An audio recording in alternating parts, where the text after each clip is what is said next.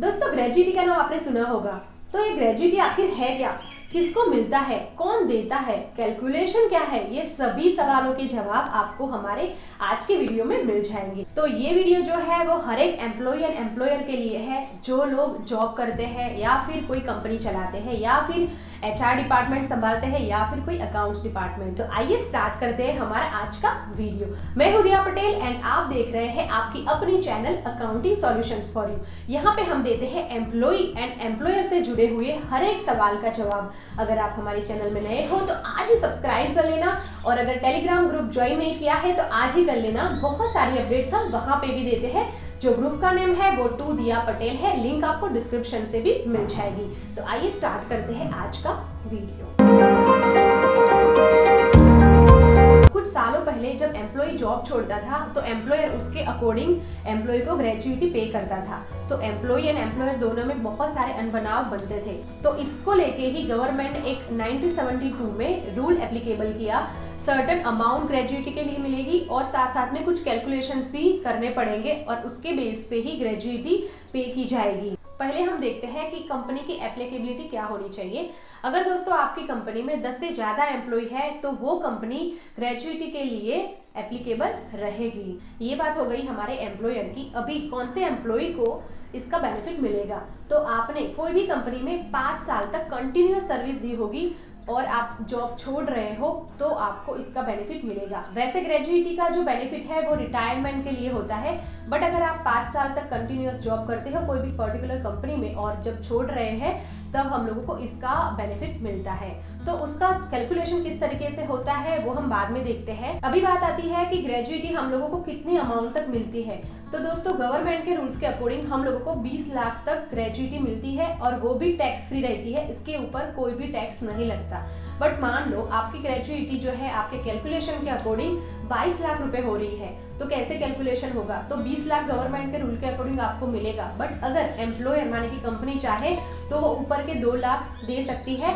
But जो 2 लाख रहेंगे वो टैक्स फ्री नहीं रहेंगे, वो आपको उसका टैक्स पे करना पड़ेगा अकॉर्डिंग टू योर एम्प्लॉयर। अब मान लो कि एम्प्लॉयमेंट के दौरान किसी की डेथ हो जाती है तो वो कैलकुलेशन किस तरीके से होगा।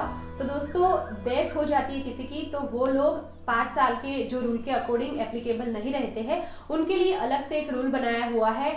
उनको उनके सर्विस पीरियड के अकॉर्डिंग ये बेनिफिट मिलता है। तो हम बाद में देखते हैं कि इसका भी कैलकुलेशन किस तरीके से करना है। अब चलो देखते हैं कैलकुलेशन किस तरीके से करते हैं और कौन सी चीजें आपको ध्यान रखनी है व्हाइल कैलकुलेटिंग योर ग्रेजुइटी। आइए देखते हैं। हमने ओपन कर लिया है हमारा एक्सेल शीट और यहाँ पे हमने पूरी डिटेल्स डाली है कि किस तरीके का फॉर्मूला होगा, कौन सी सैलरी और टेन्योर का कैलकुलेशन किस तरीके से करेंगे, और साथ साथ में मैं आपको एग्जाम्पल के तौर पे भी बताऊंगी और अमाउंट कितना आएगा वो सब हम देखते हैं। सो यहाँ पे आप देख सकते हो पहला तो हमारा ग्रेजुइटी का फॉर्मूला। फॉर्मूला हमारा ऐसा है कि 15 इंटू लास्ट ऑन सैलरी। 15 माने कि दोस्तों जो भी उसने सर्विस किया है उसका बेसिक माने कि लास्ट ऑन सैलरी का बेसिक प्लस DA 15 डेज के अकॉर्डिंग हम उनको पे करेंगे। तो 15 into last on salary into tenure of working, मतलब कि उसने कितने साल काम किया है, 5 साल, 10 साल, 12 साल, वो आपको यहाँ पे कंसीडर करना है और उसको डिवाइड करना है 26 से। 26 को कैसे कैलकुलेट किया है, जो भी मंथ के 30 डेज है उसको संडे से माइनस किया है, तो 4 संडे उसमें से माइनस हो जाएंगे। तो यहाँ पे 26 लिया है और ये फिक्स्ड ही है, ये फॉर्मूला आपको लगाना है। यहाँ पे आपको करना है लास्ट ऑन सैलरी। मैंने जैसे बताया कि अभी जनवरी चल रहा है तो दिसंबर में जो सैलरी उसने ड्रॉन किया होगा उसका बेसिक प्लस DA आपको यहाँ पे लेना है। इसके बाद में बहुत सारे लोग गलती करते हैं टेन्योर ऑफ कैलकुलेशंस में। यहाँ पे आपको कैलकुलेट करना है 5 इयर्स और 10 मंथ्स। फॉर एग्जांपल कोई भी एम्प्लॉय की सर्विस है तो उसको 1 से कन्वर्ट करना है, माने कि यहाँ पे 5 ईयर और 6 मंथ होते तो भी आपको यहाँ पे 6 ईयर लेना है। और यहाँ पे आप देखो 5 इयर्स प्लस 5 मंथ्स है तो उसको आपको 5 ही रहना है, मतलब 6 मंथ से ज्यादा होगा तो आपको 1 ईयर से उसको कन्वर्ट कर देना है, और 6 मंथ से कम होगा तो आपको जो भी ईयर है उसको ही रहने देना है। तो यहाँ पे आप देख सकते हो 5 ईयर प्लस 10 मंथ है, मतलब कि 6 मंथ से ज्यादा है। तो यहाँ पे हमने क्या किया, 6 ईयर उसके एप्लीकेबल ईयर काउंट होंगे। और यहाँ पे देखो 5 ईयर प्लस 5 मंथ्स है तो 6 मंथ से कम है तो उसका हमने क्या किया, 5 ईयर से कंसीडर किया। तो हमने यहाँ पे tender calculation, gratuity, last on salary, ये सब फॉर्मूला वगैरह देख लिए। अभी हम एग्जाम्पल के तौर पे देखते हैं। मेरे पास 3 एम्प्लॉय है जिनका मुझे ग्रेजुइटी का कैलकुलेशन करना है, रमेश, दिशा एंड रवि, और जिसका सैलरी का जो कंपोनेंट वगैरह रहता है, बेसिक, डीए, कन्वेंस और मेडिकल, वो इस तरीके से है और इसकी सैलरी इतनी बन रही है। अभी हम लोगों को ग्रेजुइटी के कैलकुलेशन के लिए ओनली बेसिक प्लस डीए चाहिए, तो मैंने ये दोनों को प्लस कर दिया, तो यहाँ पे टोटल अमाउंट आ गई। अभी यहाँ पे मुझे देखना है कि टोटल ईयर कितने हुए हैं। जैसे कि रमेश के 20 ईयर प्लस 7 मंथ हुए हैं, दिशा के 35 प्लस 2 हुए हैं और रवि के 4 ईयर हुए हैं, और ये लोग जॉब छोड़ रहे हैं। तो अभी इसका कैलकुलेशन कैसे होगा, यहाँ पे पहले तो आप ईयर में देखोगे तो 20 प्लस 7 मंथ है, मतलब कि 6 मंथ से ज्यादा है। तो हमने यहाँ पे क्या किया, एप्लीकेबल ईयर 21 हो गए, मतलब हम लोगों को ग्रेजुइटी का कैलकुलेशन के लिए 21 ईयर कंसीडर करने हैं। और यहाँ पे उसने 35 ईयर्स यहाँ पे सर्विस दी है प्लस 2 मंथ दिए है, तो हम यहाँ पे 6 मंथ से कम है, तो यहाँ पे 35 ईयर्स करेंगे। और यहाँ पे है एम्प्लॉय हमारा रवि, जिसने यहाँ पे 4 ईयर की ही सर्विस दी है, बट वो जॉब छोड़ रहा है, तो हमारे ग्रेजुइटी एक्ट में वो एप्लीकेबल नहीं होगा, तो एप्लीकेबल ईयर उसके 0 ही रहेंगे। तो ये हमारी डिटेल्स हो गई, तो आपका काम खत्म। इसके बाद में जस्ट आपको फॉर्मूला डालना है, आपका ग्रेजुइटी का कैलकुलेशन है वो ऑटोमेटिक हो जाएगा। तो यहाँ पे मैंने फॉर्मूला डाले हैं 15, जैसे मैंने आपको समझाया 15 डेज का जो सैलरी पे करते हैं, जितने भी सर्विस दी है उसका लास्ट रॉन का, वो 15 इंटू हम लोगों को करना है बेसिक प्लस डीए, इंटू करना है number of year divided by 26, तो आपको ये जो अमाउंट है वो मिल जाएगी। तो यहाँ पे आप देख सकते हो ग्रेजुइटी कैलकुलेशन में इसका जो अमाउंट हो रहा है रमेश का, वो है 4,24,000 अराउंड, बिल्कुल ही टैक्स फ्री रहेगा, पूरा उसको पैसा मिलेगा।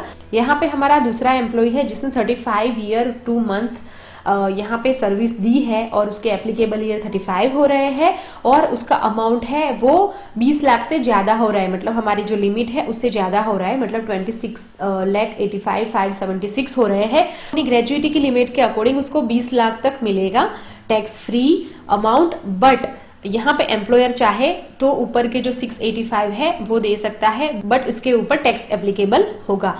तो इस तरीके से आपको कैलकुलेशन करने हैं। और यहाँ पे आप देख सकते हो 4 ईयर और 0 मंथ है, तो ये एप्लीकेबल नहीं होगा, तो उसका कैलकुलेशन करना ही नहीं है। तो इस तरीके से दोस्तों आपको पूरा कैलकुलेशन करना है। तो यहाँ पे सिंपली आपको 3 चीजों का ध्यान रखना है। पहले तो आपको लास्ट ऑन सैलरी देखनी है, बेसिक प्लस डीए लेना है। अगर मान लो आपकी कंपनी में जो डीए है वो कंपोनेंट नहीं है, तो ओनली आपको बेसिक पकड़ के चलना है। इसके बाद में टेन्योर कैलकुलेशन सही करना है, और यहाँ पे एक प्रॉपर ग्रेजुइटी का फॉर्मूला है वो लगाना है। ग्रेजुइटी का जो कैलकुलेटर है वो मैं लिंक डिस्क्रिप्शन में आपको दे दूंगी, आप वहां से डायरेक्टली डाउनलोड कर लीजिए और आपकी जो इन्फॉर्मेशन है वो डाल दीजिए, बेसिक प्लस डीए और नेम और सैलरी, आपका जो अमाउंट है वो ऑटोमेटिक कैलकुलेट हो जाएगा। बट आपको पता होना चाहिए कि किस तरीके से कैलकुलेशन होते हैं, चाहे वो एम्प्लॉय हो चाहे एम्प्लॉयर हो। ये कैलकुलेशन हमने देख ली। अभी बात आती है कि अगर एम्प्लॉयमेंट के दौरान कोई भी एम्प्लॉय की डेथ हो जाती है तो उसका जो रूल है वो अलग रहता है, वो 5 साल के रूल के अकॉर्डिंग उसका कैलकुलेशन नहीं होता है। तो यहाँ पे कैसे कैलकुलेट होगा वो पहले हम देखते हैं। अगर मान लो कोई भी एम्प्लॉय है उसका डेथ हो गया लेस देन 1 ईयर, तो उसको 2 टाइम्स ऑफ बेसिक पे मिलेगा, मतलब उसका बेसिक का 2 टाइम उसको पेमेंट मिलेगा, 2 गुना उसको पेमेंट मिलेगा। इसके बाद 1 ईयर से ज्यादा बट 5 ईयर से कम होगा तो उसका बेसिक का 6 गुना उसको मिलेगा। अगर मान लो 5 ईयर से ज्यादा बट 11 ईयर से कम, तो उसको 22 टाइम बेसिक पेमेंट मिलेगा, उसका बेसिक ही आपको कैलकुलेट करना है। अगर मान लो 11 साल से ज्यादा बट 20 साल से कम होगा तो उसको 20 टाइम बेसिक पेमेंट मिलेगा। 20 ईयर से ज्यादा होगा तो उसका मिलेगा उसको half of emolument for every completed 6 monthly period subject to maximum of 33 times of emoluments, तो उसको इस तरीके से उसका बेनिफिट मिलेगा। तो ये डेथ ऑफ एन एम्प्लॉय का जो है उसका कैलकुलेशन आपको इस तरीके से करना है। तो ये जो डिटेल्स है वो मैं आपको डिस्क्रिप्शन में दे दूंगी कैलकुलेटर के साथ, आप इसको भी रिफर कर सकते हो दोस्तों। इस तरीके से आपको ग्रेजुइटी का कैलकुलेशन करना है। अगर आपको कुछ भी क्वेरी है तो आप हमें कमेंट कर सकते हो। अगर हमारे वीडियो से आपको थोड़ी भी हेल्प हुई हो तो ये वीडियो को लाइक जरूर करना और कमेंट बॉक्स में जाके एटलीस्ट गुड जरूर लिखना, हमें इंस्पिरेशन मिलता है आपके कमेंट से। और हाँ, अगर आपने हमारे टेलीग्राम ग्रुप ज्वाइन नहीं किया है तो आज ही कीजिए, बहुत सारी अपडेट्स हम वहाँ पे भी देते हैं। तो मिलते हैं नए वीडियो में कुछ नई अपडेट्स के साथ, तब तक के लिए बाय, धन्यवाद।